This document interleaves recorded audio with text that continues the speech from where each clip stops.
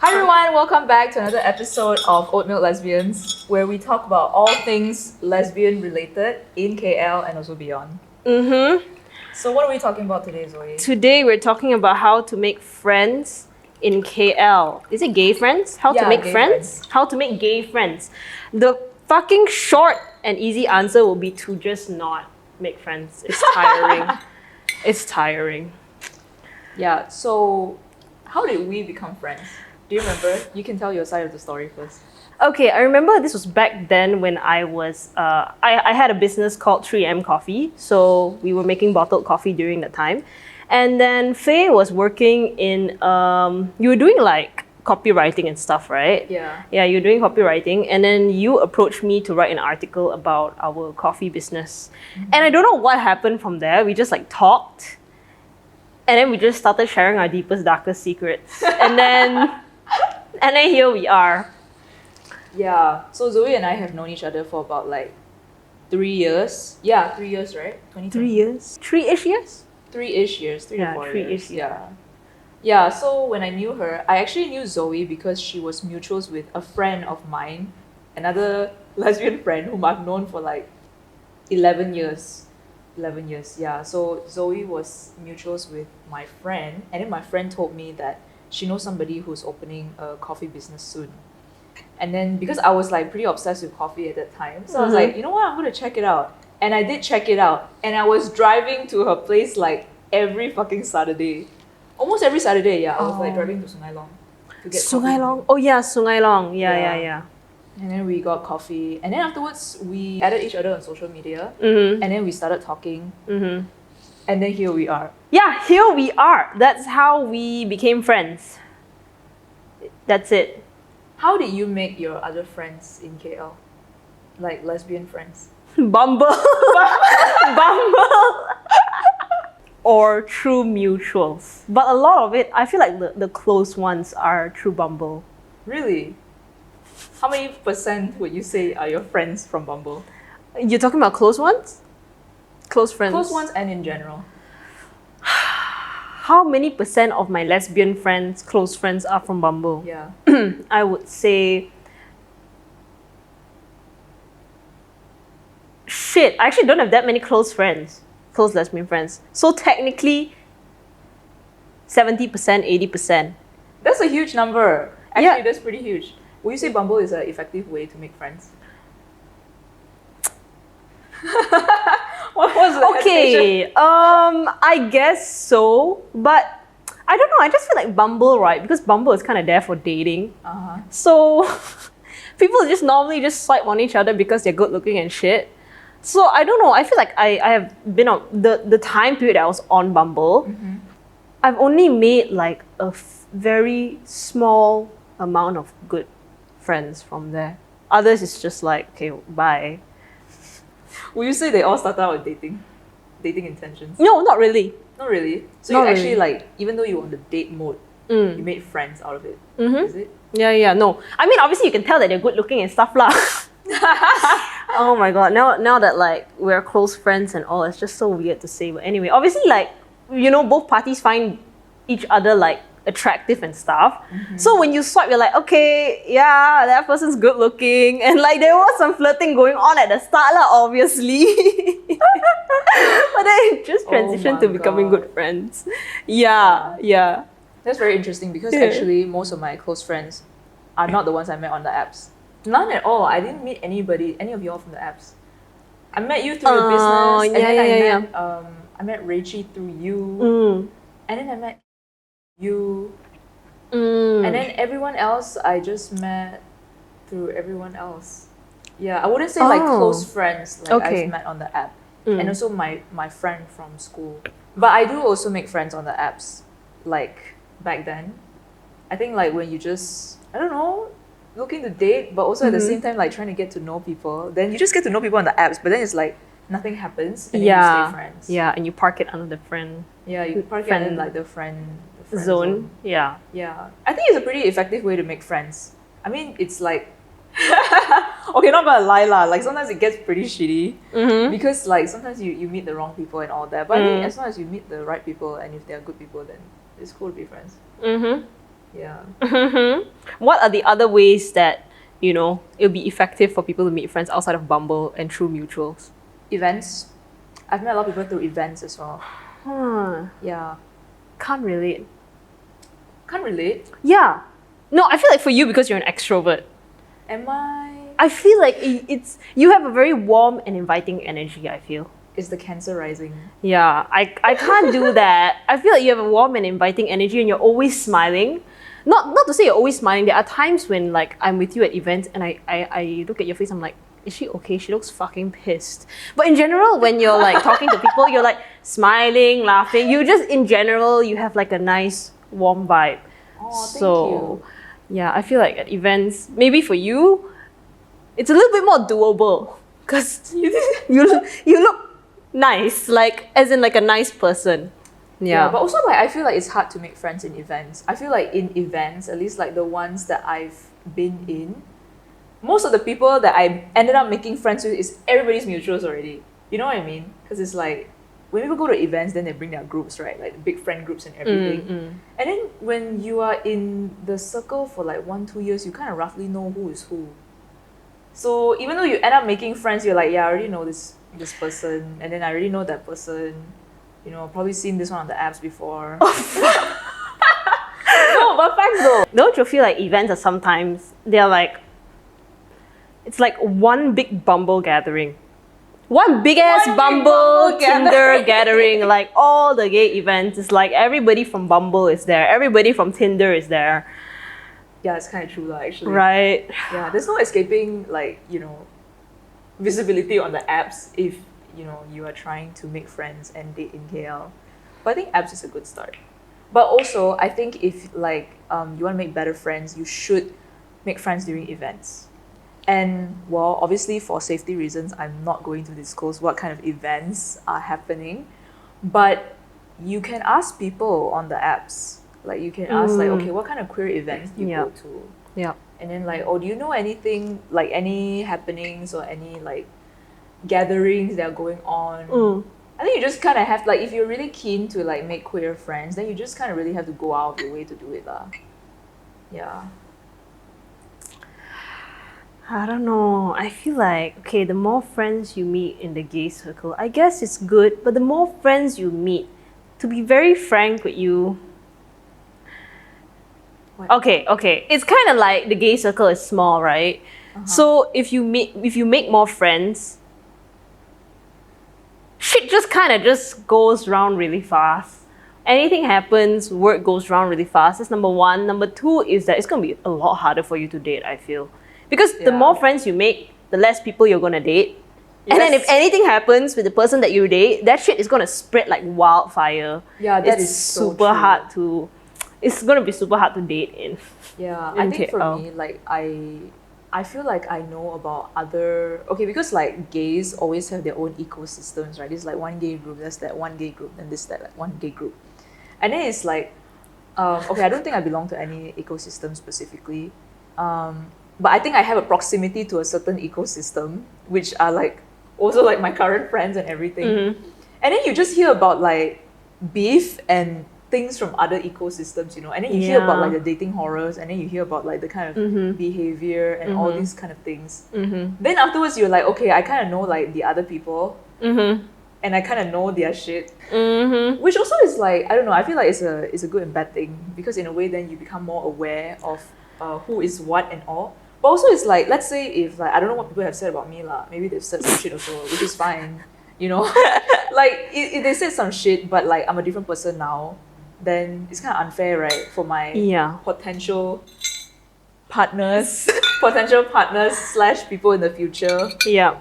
So yeah, I feel like, there's two ways to go about this. I generally, right, I feel like the whole rumor thing and the whole talking about each other thing, I mean, it's definitely a thing that will happen, but in a sense, I would feel that it's not a good thing, just full stop. Because when you talk about like being aware of like what this person has done and what that person has done, to be frank with you, like, okay, I'm gonna be honest, I've heard about a lot of like toxic people and stuff like that, and I've actually gone and talked to them as people, and what I view is that yes, they do a lot of toxic shit, that is correct, but it stems from a very unhealed place. So that with everybody who does toxic shit, there's also another side to them where they are actually very caring people, where they are actually very nice people. It's just that they just don't know what they don't know. They don't know how to deal with stuff. They don't know how to deal with situations. So they just end up doing toxic shit, and then everybody just labels them as being toxic. And then a lot of times that sort of phase of theirs just stays, and they don't exactly have the chance to redeem themselves. You get what I mean? Yeah, it's true actually. I feel like there are some lesbians in KL which like they are very popular, and then they probably like have a lot of beef on Twitter or like social media and everything, and everyone kind of knows what's up because they're very vocal and everything, and people will always like have a lot of things to say about them, which like this kind of shit they go around now because like these people are active in the community and everything, and then when you hear them, and then when you hear it from a lot of people, like you think a certain way of them, but then like sometimes when you talk to them, you're like, hey, actually they're not bad lah. Yeah. Like That's maybe true. they're just like they had their mistakes in dating, and they I just agree. like, not healed. Yeah. And maybe some of them did actually like put in the work to heal. Yeah, absolutely. And we are all these things that go around. Yeah, they did. But it doesn't mean that like we as individuals who are judging them, doesn't mean that we haven't done stupid shit before that. You know, everybody else can just judge us for the exact same thing, but just because they are more popular and shit about them just goes out faster, then they are the ones who get judged. They are the ones who get labeled toxic. When in reality, everybody is just, you know, unhealed, and everybody just has their own flaws, you know. Nobody is like more like, you know, on the pedestal. So a bit straight off topic, but and because like okay, we're like I'm 25 and you're 24, so I feel like because we are like newly adults, you tend to fuck up even more like in dating. Like you have your mistakes and everything, and you have like your things go out even more. Just because like when you're young, it's really hard to. When you're younger, it's harder to navigate around dating, and if you have like more entanglements with people, then shit just spread about you lah. I don't know how being newly adults kind of relate to us fucking up more though. How does that relate? No, as in like now we're not fucking up as much anymore because we learn. But when we're younger, when you're younger, then you're just like, how do I do this? Yeah, you know? That's true. It's all a process, I feel. Yes, going back to the friends topic. Do you like the friends you made? Obviously, I like the friends I made. If not, I wouldn't be friends with them. I feel like, okay, when you mentioned that we're like adults now, and that we kind of know how to navigate through things, I feel like that also applies to friendships. Like when we're younger, obviously we simply make friends with people. We just allow anybody into our space. We just, gay people, yay, more gay friends, you know? But now it's just kind of like we are limiting our friend circle because we kind of only want like, you know, people whom are healthy, people whom are actually like really, really good friends and close friends that are worth our time. So we're kind of more picky with our friends as well nowadays. Would you say you've been in like a lot of ecosystems back then? No, I wasn't in a lot of ecosystems. Were you? I don't think you were in. I wasn't in any ecosystem. Yeah, no. I wasn't in. Actually, wasn't in any ecosystem either. Oh, okay.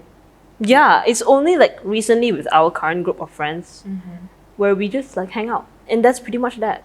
Yeah, that's true. We're like not in any ecosystems, I feel. We're like the dots outside the ecosystems. Dots outside the ecosystem? Would you ever want to join an ecosystem? No, absolutely not. Reason being? I mean, I feel like you and I have the same reason. What is your reason? My reason? I don't want to get into beef. Exactly.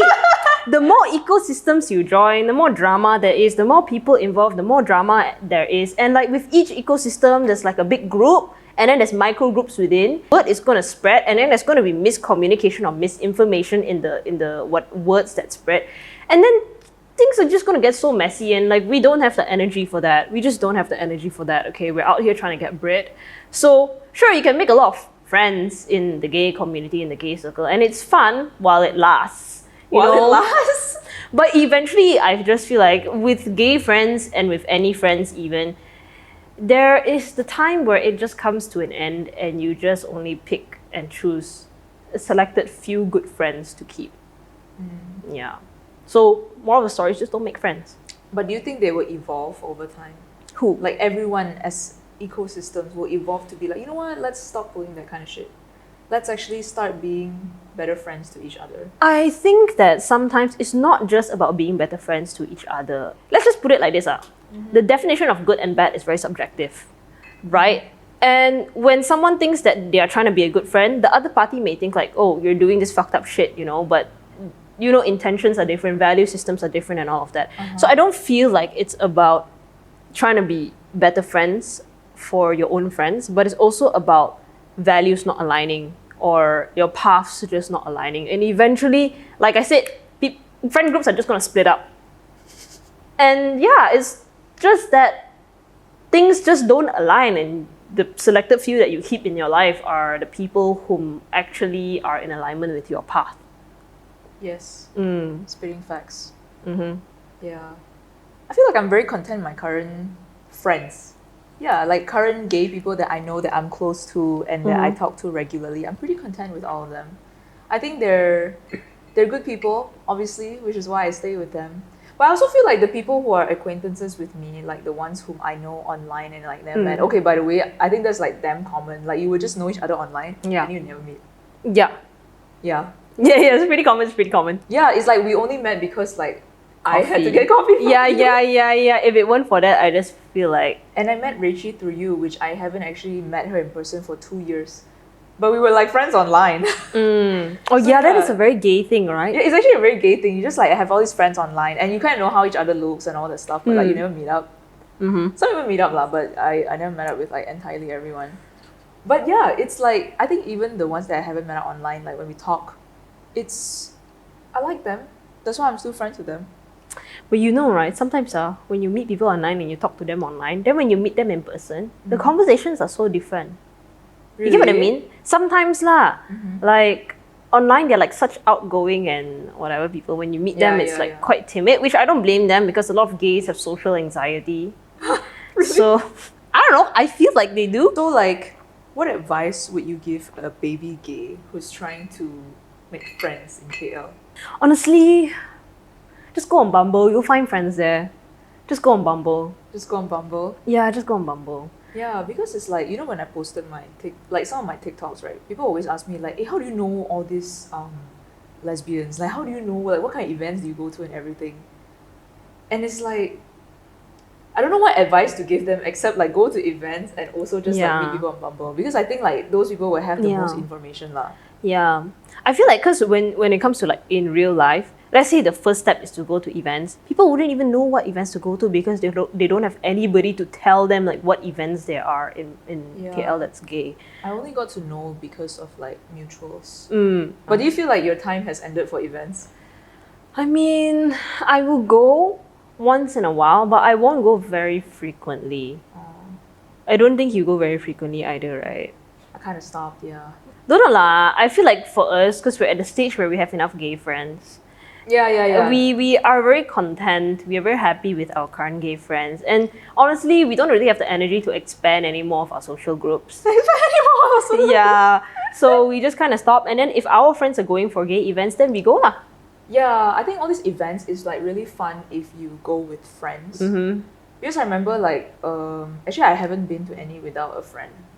Yeah, but I have been with like smaller group of friends. Maybe it's just like me and one other person instead of like a bigger group. It's boring as fuck. It really is boring as fuck because like all these events, people tend to go in groups, right? Yeah. So it's like, and then for me, it's like, okay, very hard to penetrate into groups because like they have some thing going on. Yes. They have like very strong chemistry with each other. Yeah. And it's like, and then it kind of feels like a big deal like going there and be like, hey, I'm Faye. I'm also another fucking lesbian. We want to be friends. Yeah, it's tough to get into those groups like already formed groups.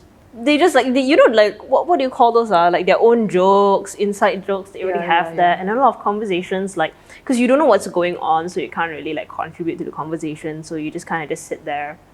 Yeah, so just form your own gay groups. Yeah, that's true. And then there'll be a lot of toxicity within, and then you just pick and choose which gay people you want to maintain friends. Right? Yeah, just get a gay group, make a gay group of friends, then just filter out.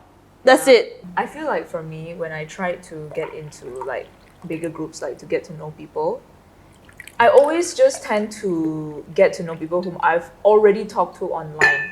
Like let's say I've already added this person and then we like already kind of know each other and then we talk here and there, then it's like easier to talk to. But Yeah. complete strangers. No, hell Maybe no. I'm one of the gays with social anxiety too. Me and you both. Yeah. Oh, shit. I don't know how else. I feel like this is a very limited topic because there's only one way to make gay friends. But do you feel like you need to be pretty out to make gay friends? Like you kind of have to step out of the closet a little bit. I mean, for sure, but well, maybe I'm privileged enough to say this where I'm not in a lot of like danger by being out. But I do feel like gay people in general kind of understand what being closeted is like, so they won't randomly go spout your shit out. And a lot of events, they're kind enough to like keep your identity a secret as well. No photos, no Instagram stories and all of that. You know, don't post shit about the audience online. In general, I do feel like it's pretty safe. But if you're completely closeted, it's going to be so scary though. Like just going to events and stuff like that. Yeah, I think it's going to be pretty scary. Yeah, but I also do agree I think like because for us we are non-Muslim, so there's the privilege that come with just being able to be open about it. Yeah. And just like putting yourself out there and all. But I think like for a closeted person, I also would say that like these events, they are very respectful. Like because they understand the circumstances that people are in. Yes. Then yeah, it's usually very private. It's like all these events, they will always ask you like, oh, don't post like a story or a video of whatever performance is happening or like maybe something else that's happening in the event unless you have the consent of the performer or you have the consent of the organizer. So it's like it doesn't go out like that. Yeah, which is why I think it's worth trying, it's worth going. Okay, what kind of how do you think your gay friends are different from your straight friends? Like what kind of value is different about it? You know what? That's a very good question. Yeah. Because sometimes, okay, my straight friends are great, and we can all make jokes. And to be frank with you, my straight friends, they're very understanding of where I come from as a lesbian, about the oppression and stuff like that, about this and that. They educate themselves lah, and they know how to be sensitive. But, with lesbians, it's just like there's just a level of understanding that you cannot get anywhere else. Yeah. You get what I mean? They just understand you, and the jokes you make are like everybody can laugh at it. It's like if you were to put those same jokes in front of like a group of straight friends, they may or may not laugh. They'll be like, ha, because they can't relate to it. It's just when you have like gay friends, it's a lot more relatable. Yeah. I think that's one of the reasons why people want to make gay friends. Because you want to be like relatable to each other. Because like your straight friends like of course they can try to relate to you and they can try to understand, but it's not natural. Yeah. Because it's not a part of their lives, and then sometimes like, and I think especially like when you're new and when you're like newly out there, newly like putting yourself out there, you just get excited about a lot of gay things and you just want to talk about it with a bunch of people. Yeah. I know because I'm that person and I still am. That's why we make this podcast. Yeah, so it's like it's fun to talk about these things, but it's like sometimes I mean my straight friends, I also feel like they the same way. I feel like I can share a lot of good times with them, I can joke with them and everything, and I can also talk about a lot of lesbian stuff with them. And obviously it's like new things to them lah, because like they are new to these kind of things, but also at the same time like there is also something that feels more natural with people who are already in your situation. Yeah. They just totally get you, you don't have to explain everything in depth, like and about being closeted. Yeah, and you have like the shared interest in knowing all these kind of things. Yeah. Super interested to know. Yeah. So, actually, having gay friends is good. Yeah, having gay friends is fun. Yeah. And you met your other gay friends from uni, right? Like not just lesbian friends, but other queer friends. Only a couple of them are gay, that's it. Only a couple of them are gay? Yeah. Okay. How do you guys become friends? Who? Like you and all of them. Like how do you know each other's gay? And then it's like... No, it's quite obvious how you can smell the gay vibes. Obviously, they won't straight up say that they're gay and stuff like that. For me, I was always very open about it. During then, I was bisexual, so I'll be always posting my story like, Happy Bi Pride Month and some shit like that, right? Bi Month. And I would be very vocal about like queer issues and social issues and stuff like that. So everybody knew I was bi. And there were times that other queer people from where I was studying, they would come to me and open up to me about being, queer and stuff like that. Yeah. But other than that, the rest just don't really give a fuck. I think when I came to KL, like when I was studying also, I think also it's like, I think studying at the time college is easier to make friends, like in person, not from the apps. Like, Oh yeah, because for when sure. I came back, I was already started working, right? Then afterwards, like, I had to start my network from scratch. So it's really hard because it's like, when you're in uni, like you kind of know who's gay and who's not. And also because my uni, like people were very public about being gay. So it's like, you kind of go to pride clubs and you gravitate towards these kind of people. And then it's just easier to branch out your connections from there. But then when I came to KL and then I was like, shit, like how do I make friends? Yeah. Well, I started with you lah. It is harder, I think, because you came back in a environment where you already started to work. Yeah, so yeah. obviously in the work environment, you have to be a bit more professional. Yeah. Right? You cannot really just straight up go to your work environment and be like your office and be like, I'm a fucking lesbian. Nobody's gonna fucking fucking do that. So yeah, it's very hard lah, because in a uni environment, it's a lot safer of an environment to just be open about who you are, because you're not gonna get fired, Yeah, yeah. right? So a lot harder lah, I feel. Have you made gay friends from work? Okay, your work is kind of hard to say because you're like your own business owner, No, actually, I haven't made any gay friends or like maybe from work. people that you know from work. So like work has not served you in making gay friendships. No, and I'm not interested in making gay friendships from work. Why? Because work is work. Yeah, work is work. Work is work. Well, I like making friends who are gay from work. Why? Why? It's fun because like I think when you're like, okay, because I work in like an office, right? So it's like you have to be a certain way. But then when you have gay friends, it's damn fucking fun one. It's like y'all like during breaks or lunch breaks and then you can like start being yourselves. Maybe like talk about gay things or guess who's gay in the office. So that's really fun. Yeah. Yeah, Like that sounds nice. Yeah, in my previous workplace also, I kind of already knew who was gay. Like almost a lot of them were gay, so it's like, yeah, like we talk and everything, and I was like pretty open about it also lah, which they knew. And then in my new workplace, I was also pretty open about it. It's like let's say people ask me things like, oh, do you have a boyfriend? Then I'm like, no, I'm gay. I wouldn't even say no, I don't have a boyfriend. No, I'm a fucking lesbian. Yeah, but which is like really interesting because I think like, okay, I used to be really scared of being open at work, and this was when like way back then when I was still studying. I was like, I'll take this to the grave, not gonna come out to anybody. No, it's just like chill now, and surprisingly, people are not as judgmental as you think they are. Yeah, I mean maybe they're judging me in their heart, but who gives a fuck, Fuck lah, it right? lah. It's like who gives a shit, right? If you want to judge Yeah. me in your heart, judge me lah. What am I doing? I'm not even like I'm minding my own business, so it's like that's fine. But I feel like with that, I've gotten to know a lot of gay people from work, and it's been really fun. Like they've been like pretty fun friendships that I've had. Yeah, there's some that are still closeted, and I try to be like, just try to like just try to bring the conversation there. But it's like not gotten there yet so far with some people, but it will. Wow. Okay lah, you're quite ballsy for that lah. Ballsy for what? Because you're in corporate. Yeah, It's very rare for people to be very open in corporate, I feel. Yeah, I think it is. I think it depends on like the kind of industry you're in also. I think if I was in like banking, I'd be scared. Why? Banking feels very traditional, very like dinosaur-y. Feels like there's a lot of old people there who are judgmental. But I don't know. I feel like for me also, like I have to gauge the vibe. Like even if this is like one thing I hear, like, oh, very like dinosaur people here. Yeah. But actually, the thing is, right, when I was in corporate, like there were a lot of people, a lot of gays who were like in their mid-30s to early 40s who came out, and everyone in the office knows. And nobody gives a shit.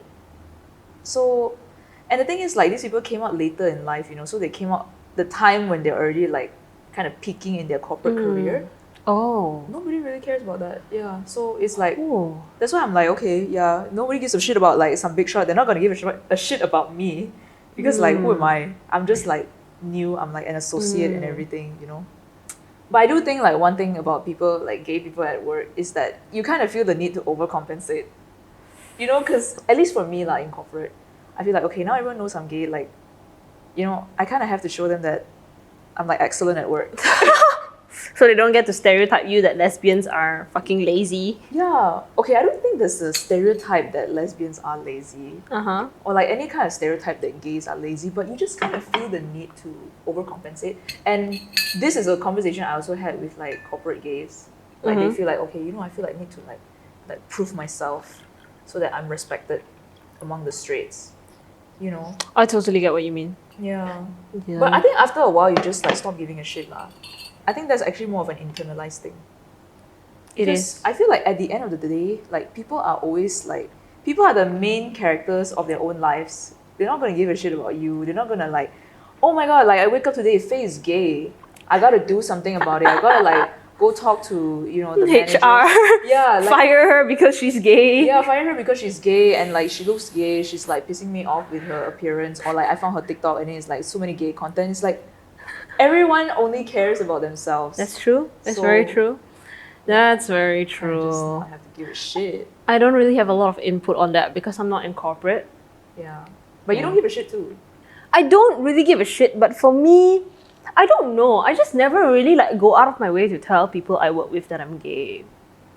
Yeah. And actually, like any gay stuff, I don't really post on my like main account where my clients follow me either.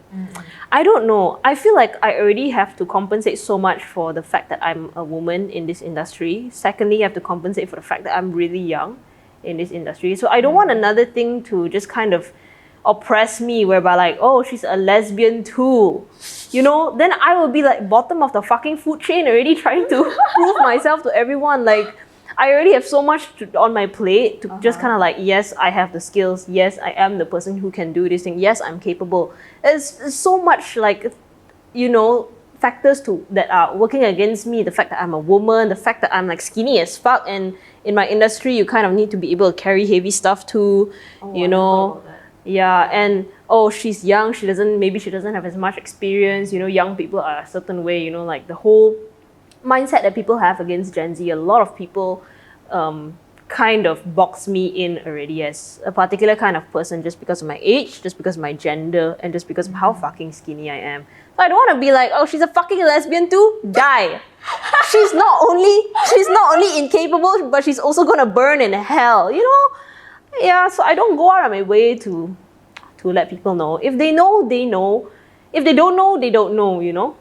Actually, we should make a video on like Gen Z gays versus like there's like such a different cultural shift in Yeah. how we are as a community.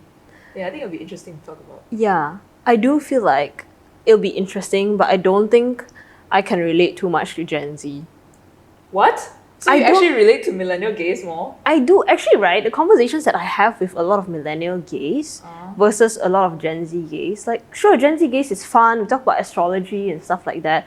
But when it comes to about life in general, I feel like I connect on a much deeper level about like value systems, about morals, about you know work ethics, you know attitudes and mindsets. I just connect better with millennials when it comes to that lah. But don't you think it's because like Gen Z, okay, the oldest Gen Z now should be 27. Really? Yeah. So don't you think it's because we are I still thought it young? was zillennials. Okay, we are Zillennials. I think the ones who are still in the 90s, they are like Zillennials. Yeah. Yeah, but we're technically Gen Z. Yeah, so but don't you feel like it's because we are still young? That's why it's like harder to relate to each other in terms of all these kind of deep stuff. I do relate better with millennials though, when it comes to that. But don't you feel like it's because they are like older and they've like been through stuff? Yeah. Yeah. I feel like their work ethics, their mindset, the way they view things is very different from Gen Z's lah. And in general, I possess the mindset and attitude of A millennial. So I relate more to them in that. Yeah. Yeah, I get what you mean. I can see it too. I think I relate more to Gen Zs. Yeah, I would say that. But I do think there's like some value in millennial gays, like the things that they talk about, which I also like kind of agree, like why are we like that? But I think overall I really identify as a Gen Z. And Okay. I relate to Gen Z gays. Okay, we're gonna stop talking about it now because we're gonna have 2 episodes in one. Okay. And we continue talking about Gen Z versus Gen Y. Alright. Okay. Is that the end of our episode? Our TikTok just blew up. It's a little bit overwhelming. I feel the need to address that. You all are pestering us for that episode. By the time this episode is out, that episode would have been out already. But oh my god, we really didn't expect that. Yeah. Yeah, and we didn't know there were so many lesbians in KL. Yeah, you know, oh my god, I was just like, oh, I feel like I already know all the lesbians in KL. Then I'm like, No. who are all these people? No. Yeah. Yeah, we'll see you in the next episode. Bye-bye. Bye.